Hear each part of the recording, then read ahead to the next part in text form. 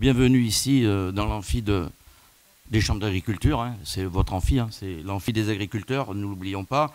Voilà, mais je suis quand même très heureux de vous y accueillir pour la tenue du premier colloque défi viticulture. Alors, bon, vous savez tous, je ne vais pas vous dire ce que des défis, vous savez tous mieux que moi.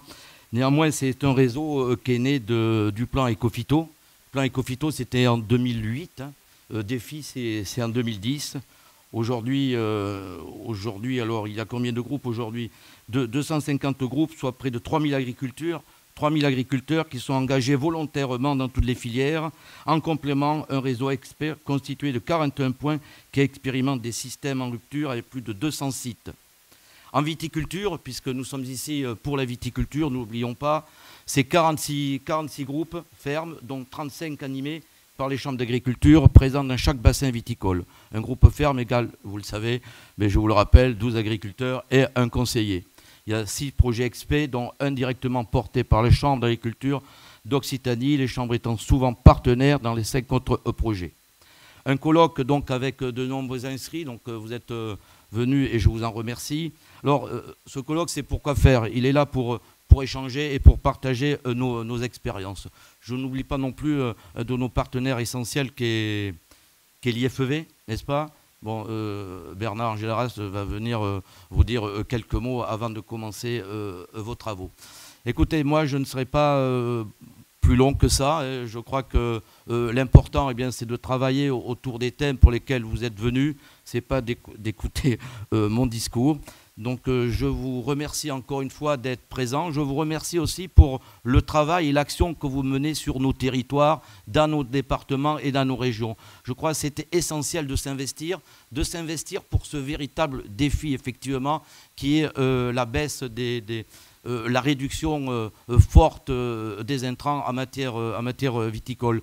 Je crois que nous avons fait énormément de progrès depuis que Ecophyto est né. Nous avons fait beaucoup de progrès, mais je pense aussi en tant que viticulteur, parce que je suis avant tout viticulteur, que l'on a encore de la marge, nous viticulteurs. Et donc ce qu'on attend de vous, techniciens, collaborateurs, c'est effectivement de nous donner les outils, de nous donner les clés pour qu'on puisse réduire encore davantage, d'une part, la facture des phytosanitaires sur nos exploitations, et puis également que l'on puisse coller aux attentes de la société. La société aujourd'hui a des exigences qui certes, certains peuvent trouver fortes, exagérées, mais ce sont des exigences qu'il faut que l'on puisse partager ensemble avec la société, et il faut que l'on ait donc des résultats pour dire, eh bien voilà, oui, vous avez des exigences, oui, nous sommes capables de se rapprocher, nous avons des résultats, nous avons compris le message que vous nous envoyez, parce qu'il ne faut pas non plus faire l'autruche et se dire tout ça, ok, on continue comme avant, non, ce n'est pas possible. Et même moi, en tant que viticulteur, honnêtement, je n'ai pas envie de continuer comme avant. Donc, eh bien, écoutez, j'espère que cette journée sera fructueuse pour vous et également pour moi et pour nous viticulteurs. Donc, je vous remercie, je vous souhaite une bonne journée. Bonjour à toutes et à tous, c'est avec beaucoup de plaisir que je suis parmi vous aujourd'hui. Nous ouvrons ce colloque sur les fermes défis. C'est effectivement des enjeux importants. Vous savez que nous avons la pression depuis maintenant que le dossier Ecophyto est sorti. Vous savez que nous avons dans l'obligation de réduire les doses d'intrants et de pesticides de façon importante et que c'est un défi qui s'opère à nous de façon aussi avec obligation de résultat, je dirais. Donc je voudrais aussi remercier notre ami Bernard Artigue de nous recevoir aux chambres d'agriculture, lui qui est responsable aussi de la commission viticole de la PCA, mais également qui est vice-président de l'IFEV. C'est pour dire aussi, vous savez, le travail que nous réalisons ensemble entre Chambre d'agriculture, IFEV et d'ailleurs autres aussi organisations viticoles pour essayer de mener à bien tout et de relever tous ces défis que nous avons à relever. Alors nous avons beaucoup d'enjeux aussi à relever, j'en citerai 3. Donc le premier, c'est un enjeu technique et économique. Nous savons que nous devons effectivement à la fois assurer, je dirais, la santé de nos vignobles, de nos vignes, et la qualité de nos raisins, bien sûr, si on veut produire du bon vin, mais que nous devons aussi assurer la viabilité et la pérennité de nos exploitations viticoles. Nous avons également notre enjeu qui est à travers l'image de nos produits. Vous savez qu'aujourd'hui, nous sommes relativement et souvent stigmatisés par la presse nationale qui nous montre du doigt comme étant des pollueurs, des empêcheurs de tourner en rond, des gens qui nuisent beaucoup par l'utilisation des produits phytosanitaires. Et à travers ça, donc, nous avons aussi un défi à relever, de convaincre que nos produits ne sont pas si mal que ça, que le rôle que nous avons dans la société est important, que les défis, nous allons les relever, nous avons commencé déjà à les relever, individuellement d'ailleurs ou collectivement, hein, nous l'avons déjà commencé.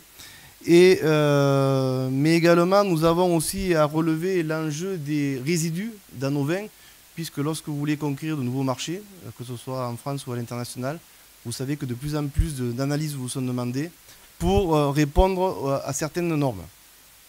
Le troisième enjeu aussi que je vois, c'est l'évolution législative et réglementaire, qui est en ce moment sans arrêt en pleine évolution. Donc nous avons eu Ecophyto 2, nous avons l'interdiction de certaines molécules qui apparaît régulièrement. Je vous en citerai une que vous connaissez tous, ce sont les néonicotinoïdes, qui font l'objet bien sûr de régulièrement d'attaques, de sujets d'actualité. Nous avons aussi un rôle de l'ANSES qui est de plus en plus développé et également nous avons également tout le dossier concernant la protection, notamment près des écoles, près des habitations, ce qu'on appelle les zones non traitées, qui font l'objet effectivement souvent de discussions. Et également, nous avons aujourd'hui ce qu'on appelle les EPI, c'est-à-dire les EPI, c'est les protections individuelles et les équipements de protection individuelle pour les vignerons ou les salariés des exploitations, quoi. Donc, dans ce contexte un peu compliqué, sur le plan réglementaire, nous devons être acteurs de la recherche appliquée et du développement, mais également acteurs de terrain, grâce à l'extraction précieux des vignerons que nous constituons, être les pionniers pour accélérer tous ces travaux que nous avons à mener, pour apporter des réponses concrètes, pour relever ce défi qui est un défi très important, quoi. Vous savez comme moi que les conclusions du Grenelle de l'environnement ont fait émerger un consensus sur la nécessité de réduire l'usage des produits phytosanitaires et à supprimer progressivement l'utilisation de molécules présentant les risques les plus forts vis-à-vis de l'environnement, mais également de la santé, qu'elle soit de la santé d'ailleurs des vignerons ou des salariés de la viticulture. Alors la version 2 du plan Ecophyto met l'accent sur les agroéquipements, la diffusion d'outils d'aide à la décision, la promotion des variétés résistantes. Là aussi, ce sont des sujets que nous avons quotidiennement présents à l'esprit et surtout sur lesquels nous intervenons très très souvent, mais également le biocontrôle et la viticulture bio, pour atteindre 25% de réduction des intrants à l'horizon 2020. Dans un contexte, l'objectif est d'accompagner la prise de risques engendrés par les changements de pratiques et d'imaginer des systèmes culturaux permettant une viticulture économiquement viable, qualitativement plus respectueuse de l'environnement et moins dépendante des produits phytopharmaceutiques. D'ailleurs, c'est une des orientations, je dirais, principales du Conseil spécifique scientifique et technique de l'Institut français de la vigne du vin, quoi. Alors, nous devons accompagner pour cela les viticulteurs. Nous devons vous accompagner, vous aider à prendre les décisions nécessaires pour remplir ces nouvelles missions, quoi.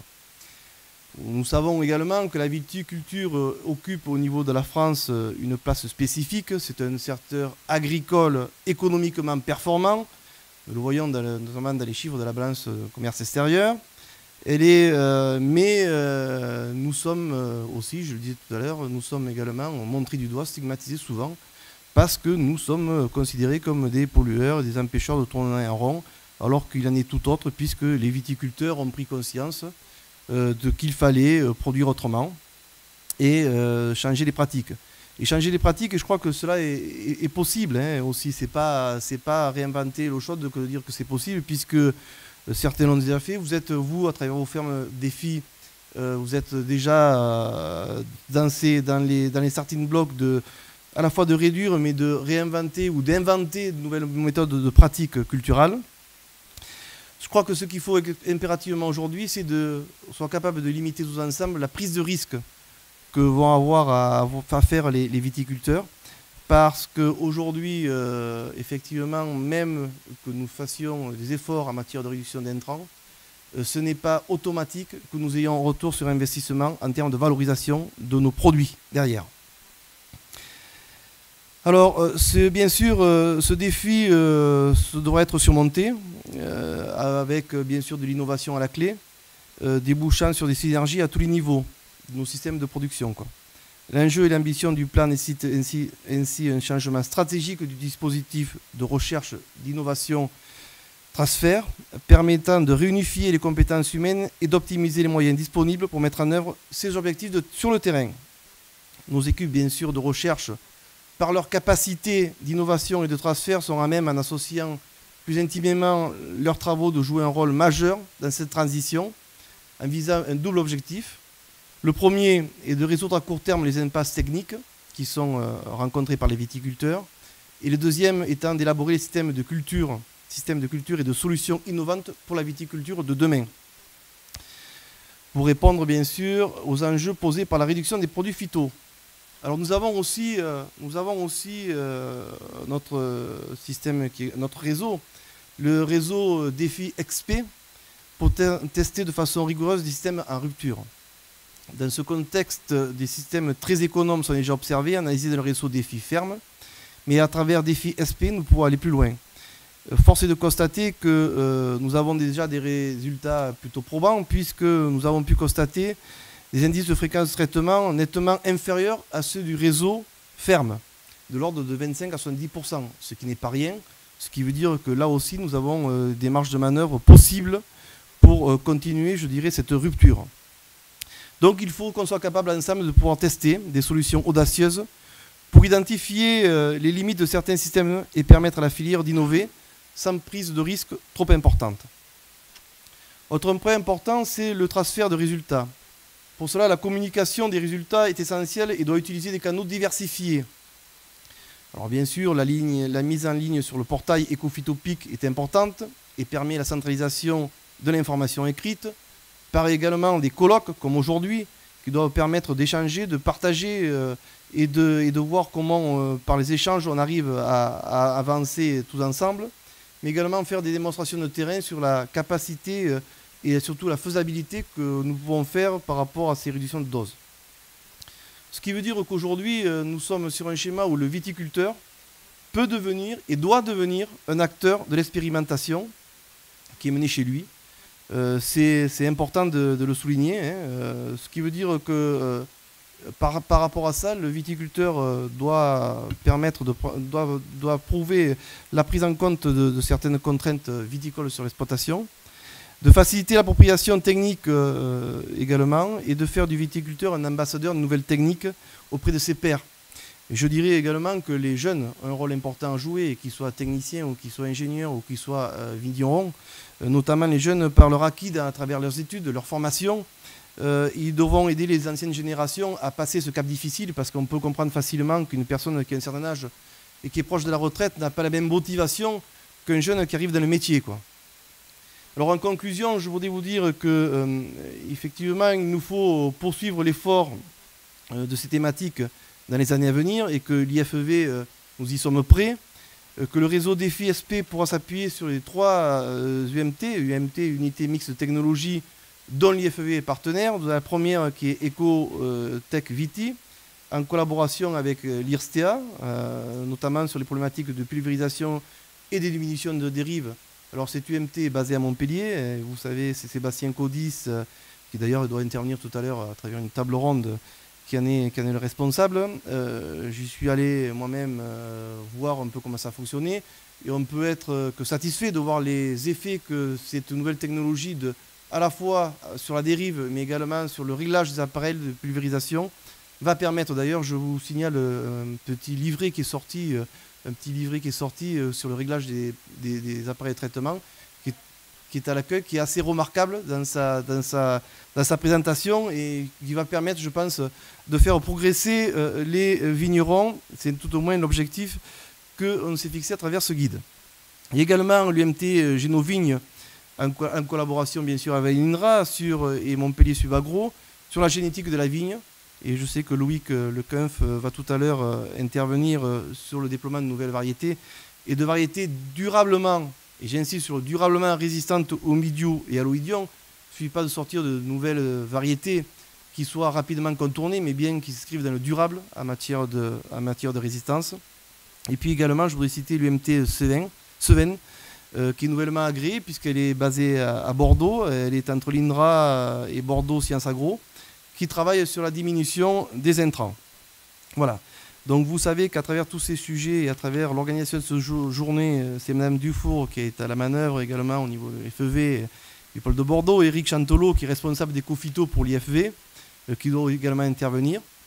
Alors vous comprenez bien qu'en tant que président de l'IFEV, en tant que responsable de la commission environnement de l'UNAO, je ne pouvais pas terminer mes quelques mots sans vous parler d'un guide que nous venons de sortir, qui est le guide de l'agroécologie.